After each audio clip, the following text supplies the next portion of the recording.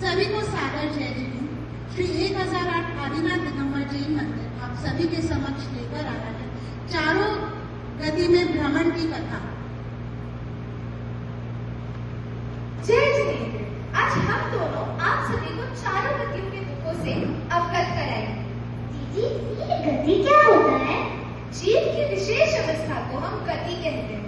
ओह, और ये गतियाँ कितनी होती हैं? गतियाँ 4 होती हैं। कौन कौन सी? देव गति, मनुष्य गति, तिर्यंच गति एवं नर गति। अच्छा, और हम सब कौन हैं? हम सभी एक आत्मा है। आत्मा? लेकिन हम तो मनुष्य हैं। आत्मा कैसे हो सकते हैं? हाँ, हमने मनुष्य गति में जन्म लिया है, इसलिए हम मनुष्य हैं। लेकिन हर जीव के भीतर एक आत्मा होती है। ओह, ये देव गति किसे कहते हैं? जब कोई जीव कहीं से मरकर देव का शरीर धारण करता है तो उसे हम देव गति कहते हैं। और ये मनुष्य गति क्या होती है?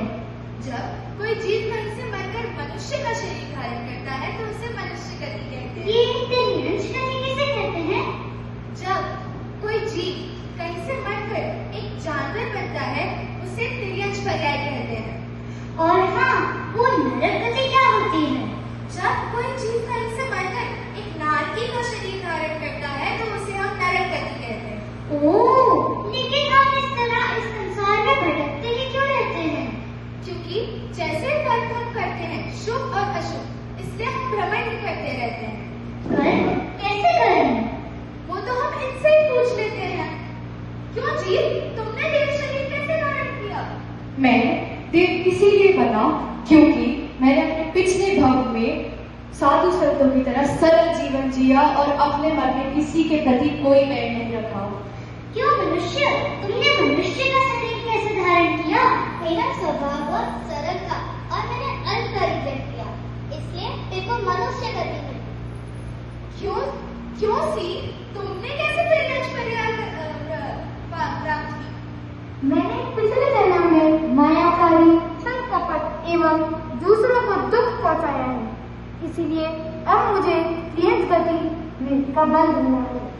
क्यों राखी जी, तुम्हें नरक गति का बंध कैसे हुआ? क्योंकि मैंने पिछले जन्म में कई पाप किए, तीव्र कषाय की, हिंसा, जुआ आदि कई क्रिया करी, मांस भक्षण किया, इसलिए मुझे तिर्यंच गति का नरक गति का बंध हुआ। इसलिए हे मनुष्य, अगर हम ऐसे ही कर्म करते रहेंगे तो हम इस संसार के दुखों को भोगते रहेंगे। चारों गतियों में सुख नहीं है। इससे हमें ये सीख मिलती है कि अगर हमें इस भ्रमण को रोकना है तो हमें संयम धारण करना होगा। तो दीदी, मतलब इन सब गतियों में से सबसे अच्छी गति तो मनुष्य गति ही हुई ना? हाँ, मनुष्य गति सबसे श्रेष्ठ गति है, क्योंकि मनुष्य ही संयम धारण करके सिद्ध बन सकता है। और मैं मनुष्य गति? हाँ, तुम।